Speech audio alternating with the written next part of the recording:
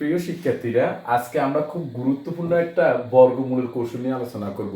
বিভিন্ন চাকরি পরীক্ষায় যখন এই অঙ্কগুলি আসে তখন আমাদের শিক্ষার্থীরা খুব অবাক হয়ে যায়, কিভাবে সম্ভব এত অল্প সময়ের ভিতরে এই সংখ্যাগুলো সমাধান করা। একদম পানির মতন করে আমি আজকে বলছি একটা টেকনিক, খুবই জোস একটা টেকনিকটা কি, রুটের ভিতরে দুইটা সংখ্যা আছে এখানে, একটা হচ্ছে 2 প্লাস a5। আমি আবারও বলছি এই 2 প্লাস a5 -2।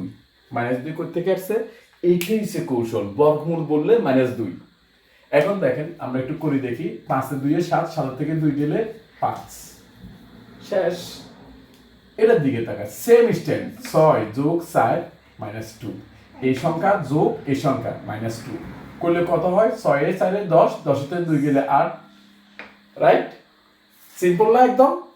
এটার দিকে তাকান, সেম স্ট্যান্ড, 1 যোগ 9 যোগ 6, যদি আমরা যোগ করি তাহলে কত আসে? 10, 10 এ -2, তাহলে 10, 10 এ আর 6 এ 16, 16 থেকে 2 গেলে 14, এই সংখ্যার বর্গমূল 14।